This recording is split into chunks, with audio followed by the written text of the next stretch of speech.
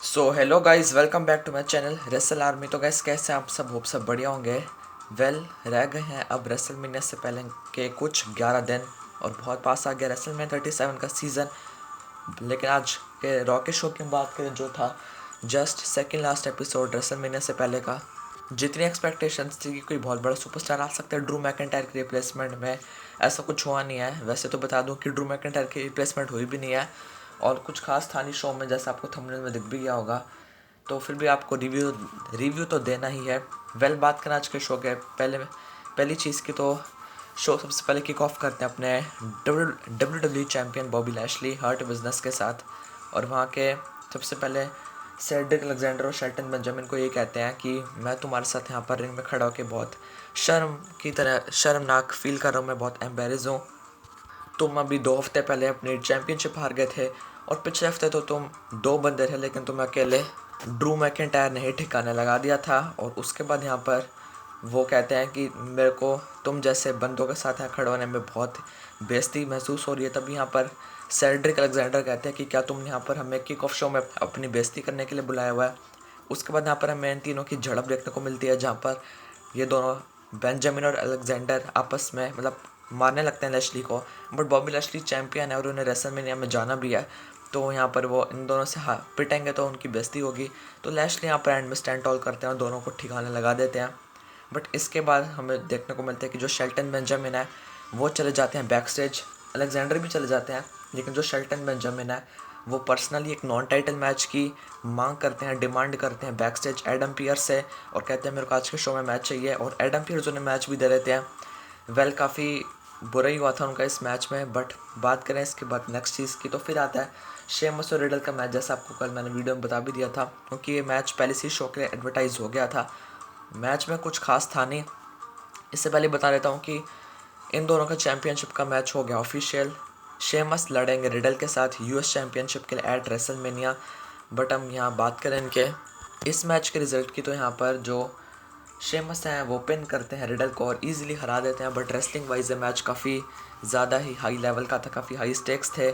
इसके बाद आता है शेन मैकमैन, एलियास और जैक्सन रायगर का एक घिसा पिटा सेगमेंट, जहाँ पर पता नहीं शेन मैकमैन ब्रॉन स्ट्रोमन की 5th स्टैंडर्ड की यहाँ पर रिपोर्ट कार्ड दिखाते हैं। और यहाँ पर सामने जो टेटेंट्रॉन स्क्रीन आती है वहाँ पर लिखा होता है कोई, वहाँ पर कुछ पेज टाइप होता है जहाँ पर लिखा होता है 2+2=5। और वहाँ पर सारे सब्जेक्ट्स में ब्रॉन स्ट्रोमन के डी ग्रेड आए होते हैं, जहाँ पर पता नहीं शेन मैकमैन के साइन होते हैं और अपने आप को काफ़ी महान बताते हैं शेन मैकमैन।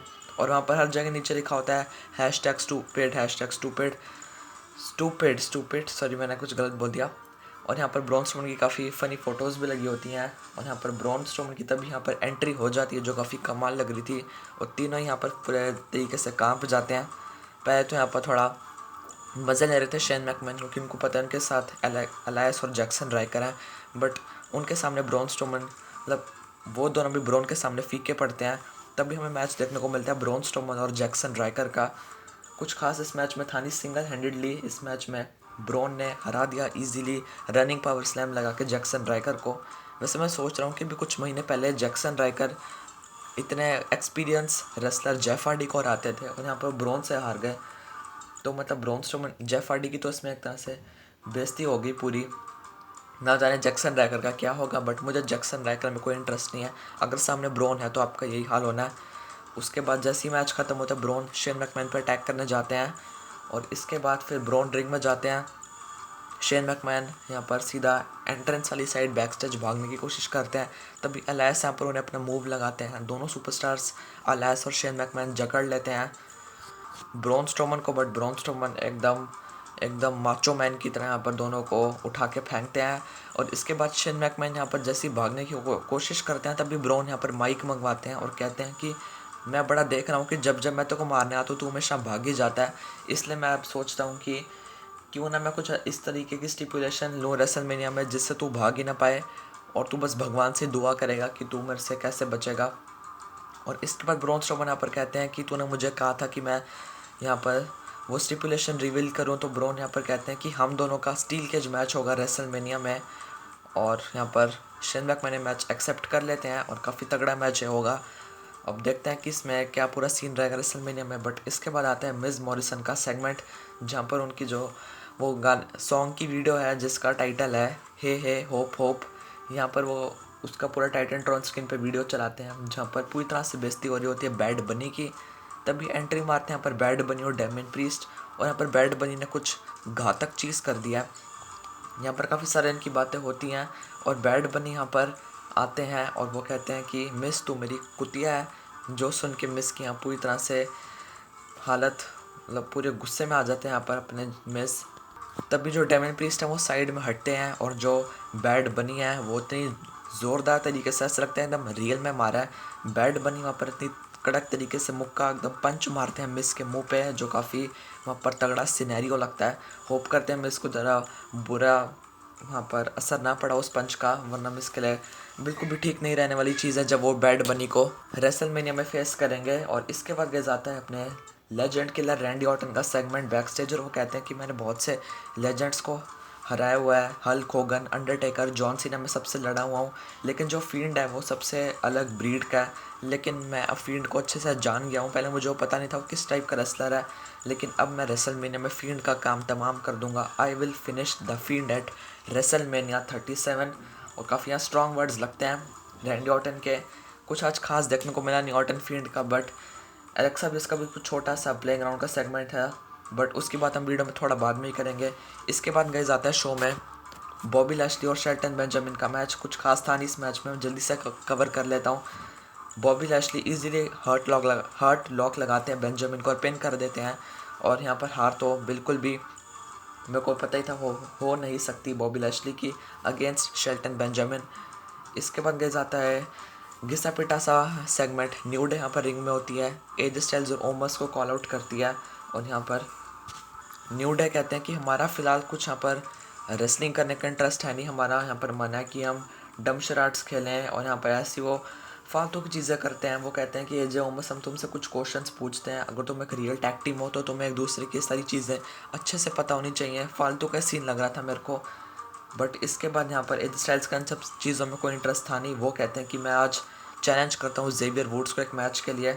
मैच इनका जैसे स्टार्ट होता है काफ़ी अच्छा था, पूरी तरह से एज स्टाइल्स यहाँ डोमिनेट कर रहे थे जेवियर वुड्स को, बट यहाँ पर हमें देखने को मिलता है कि जो ओमस है वो अटैक कर देते हैं जेवियर वुड्स पे, और मैच यहाँ डिस्क्वालीफाई हो जाता है, और डिस्क्वालिफिकेशन से यहाँ पर रिजल्ट सामने नहीं आता। और इसके बाद ओमस यहाँ पर काफ़ी तगड़ा स्लैम भी लगाते हैं, और अच्छी खासी यहाँ पर वुड्स और किंगस्टन की पिटाई होती है। और पिछले हफ्ते अगर न्यू डे का स्टैंड टॉल था तो इस हफ्ते एज और ओमस का स्टैंड टॉल था, और यहाँ पर मैं कह सकता हूँ कि 95% गारंटी है कि हमें रेसलमेनिया में एज एंड ओमस की टैग टीम मिलते हुए बनेगी न्यू चैम्पियंस, मतलब मैंने बन जाएंगे new champions eight WrestleMania 37। Well देखते हैं कि क्या रहेगा सीन। इसके बाद आता है शो में एलेक्सा ब्लिस का बैक स्टेज प्लेग्राउंड वाला यहाँ पर सेगमेंट आता है, जहाँ पर वो कहती हैं कि फील्ड, सब सोच रहे थे कि फील्ड मर गया लेकिन फील्ड दोबारा से आ गया, और यहाँ पर एलेक्सा ब्लिस के हाथ में वही बॉक्स था, और वो कहती हैं कि फील्ड जला नहीं था, फील्ड इस बॉक्स में ट्रैप था, लेकिन अब फील्ड इस बॉक्स से, इस बक्से से आज़ाद हो गया है। और इसके बाद वो कहती हैं कि legend killer will dead eight WrestleMania, यानी रैंडी ऑर्टन रेसलमेनिया में मर जाएगा, फील्ड उसको छोड़ेगा नहीं। और यहाँ पर काफ़ी क्रिप्टिक सा सेगमेंट लगता है एलेक्सा ब्लिस का। कुछ खास था नहीं जितना मैंने सोचा कि एलेक्सा ब्लिस और ऑर्टन की फ्यूड है, इसमें मज़ा आएगा। सॉरी, ऑर्टन और फील्ड की फ्यूड है, जैसा लास्ट वीक आया था वैसा इस हफ्ते कुछ हमें इंटरेस्टिंग यहाँ पर स्टफ़ देखने को मिला नहीं था। लेकिन फालतू की जो फीड होती हैं, खास करके नया जैक्स और शेना बेजलर, इनको तो इतनी बार शो में दिखाते हैं कि पूछो मत, और ये चीज़ मैं बिल्कुल भी नहीं चाहता कि रिपीट हो हर हफ्ते। इसके बाद आता है वुमेंस डिवीज़न से घिसा पिटा मैच, में जल्दी से कवर करता हूँ। न्योमी और शेना बेजलर का मैच था। रिंग के बाहर यहाँ पर सारी वुमेंस आपस में पता नहीं क्यों ब्रॉल करती हैं, और रिंग में मौका देख के न्योमी पिन कर देती हैं शेना बेजलर को और उन्हें हरा देती हैं। इसके बाद आता है गाइस शो का प्री मेन इवेंट, जहाँ पर आस्का और रिया रिप्ली का जो चैम्पियनशिप मैच है उसका होना था कॉन्ट्रैक्ट साइनिंग रेसलमेनिया के लिए। रिया रिप्ली आती हैं, फिर आस्का आती हैं, और रिया रिप्ली पहले कहती हैं कि जब मैं लास्ट वीक आई थी, जो मेरा पहला हफ्ता था रॉ में डेब्यू वीक, उसमें मैंने तुम्हें कॉन्फिडेंस से चैलेंज किया, और अब ये जो मेरा दूसरा हफ्ता है यहाँ पर मैं कॉन्फिडेंटली कह सकती हूँ कि मैं बनूंगी न्यू चैम्पियन एट रेसलमेनिया। और इसके बाद वो जो कॉन्ट्रैक्ट साइनिंग वाला टेबल होता है वो भी पूरा गिरा देती हैं आस्का पर, और उसके बाद आस्का उस पूरे सेगमेंट में उठ ही नहीं पाती, धराशायी रहती हैं, और इनका कॉन्ट्रैक्ट भी साइन हो जाता है। और इन दोनों का हमें काफ़ी अच्छा मैच मिलेगा आस्का रिया रिप्ली का रॉ वुमेन्स चैम्पियनशिप के लिए रेसलमेनिया 37। तभी एंट्री होती है यहाँ पर नाया जैक्सन शेना बेजलर की टैग टीम की, और वो कहती हैं कि तुम अपने आप को क्या समझ रही हो रिया रिप्ली, वुमेंस डिवीज़न के पूरी हिस्ट्री में हमने सबसे सारा डोमिनेट किया है। और यहाँ पर उसके बाद जो रिया रिप्ली हैं वो कहती हैं कि मैं और आस्का तुम्हें नहीं, यहाँ पर जो नाया जैक्सन शेना बेजलर है वो चैलेंज करती हैं रिया रिप्ली को, और उसके बाद रिया रिप्ली भी इनका चैलेंज एक्सेप्ट कर लेती है और आस्का की तरफ से भी चैलेंज एक्सेप्ट कर लेती हैं। मैं इनकी फ्यूड में बिल्कुल भी एक्साइटेड हूँ नहीं।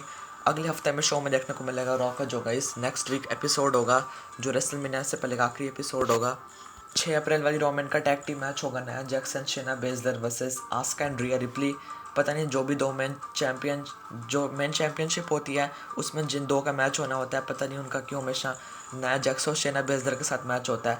सेम हमने ऐसी स्मैकडाउन में भी देखा था जब साशा बैंक्स और बियांका बिलर ने भी फास्ट लेन में लड़ा था, और सेम इनका नेक्स्ट वीक ऐसा ही रॉ में मैच होगा। मैं इसमें बिल्कुल भी इंटरेस्टेड हूँ नहीं। इसके बाद आता है शो का मेन इवेंट, जहाँ पर ड्रू मैकिंटायर कहते हैं कि चलो कौन आ रहा है मेरे को रोकने।